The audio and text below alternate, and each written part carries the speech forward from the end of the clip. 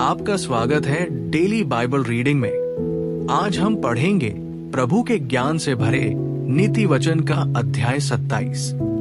आइए परमेश्वर के वचन में मन लगाएं।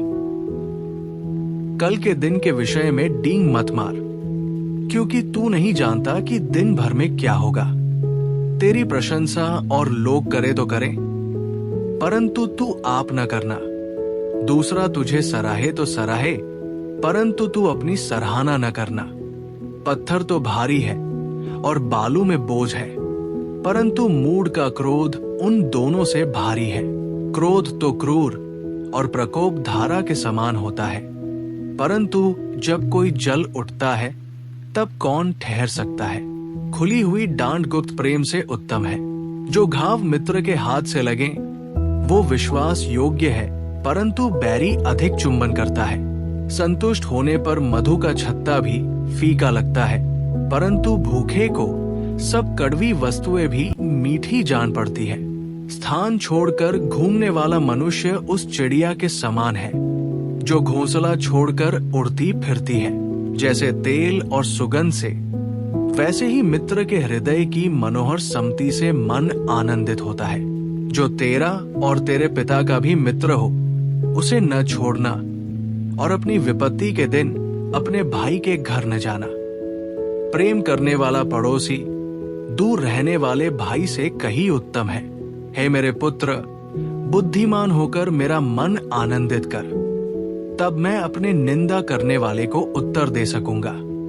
बुद्धिमान मनुष्य विपत्ति को आती देखकर छिप जाता है, परंतु भोले लोग आगे बढ़े चले जाते और हानि उठाते हैं। जो पराये का उत्तरदायी हो उसका कपड़ा, और जो अनजान का उत्तरदायी हो उससे बंधक की वस्तु ले ले। जो भोर को उठकर अपने पड़ोसी को ऊंचे शब्द से आशीर्वाद देता है, उसके लिए ये शाप गिना जाता है। झड़ी के दिन पानी का लगातार टपकना और झगड़ालू पत्नी दोनों एक से है। जो उसको रोक रखे वो वायु को भी रोक रखेगा, और दाहिने हाथ से वो तेल पकड़ेगा। जैसे लोहा लोहे को चमका देता है, वैसे ही मनुष्य का मुख अपने मित्र की संगति से चमकदार हो जाता है। जो अंजीर के पेड़ की रक्षा करता है वो उसका फल खाता है।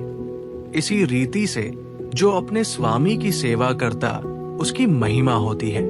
जैसे जल में मुख की परछाई मुख को प्रकट करती है, वैसे ही मनुष्य का मन मनुष्य को प्रकट करता है। जैसे अधोलोक और विनाशलोक, वैसे ही मनुष्य की आंखें भी तृप्त नहीं होती।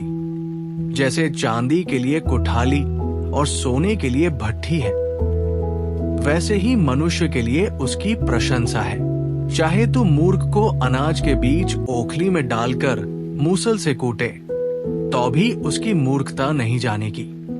अपनी भेड़ बकरियों की दशा भली भांति मन लगाकर जान ले, और अपने सब पशुओं के झुंडों की देखभाल उचित रीति से कर, क्योंकि संपत्ति सदा नहीं ठहरती, और क्या राजमुकुट पीढ़ी से पीढ़ी तक बना रहता है। जब कटी हुई घास उठा ली जाती और नई घास दिखाई देती, और पहाड़ों की हरियाली काटकर इकट्ठी की जाती है, तब भेड़ों के बच्चे तेरे वस्त्र के लिए होंगे, और बकरों के द्वारा खेत का मूल्य दिया जाएगा। और बकरियों का दूध इतना होगा कि तू अपने घराने समेत पेट भर के पिया करेगा, और तेरी दासियों का भी जीवन निर्वाह होता रहेगा।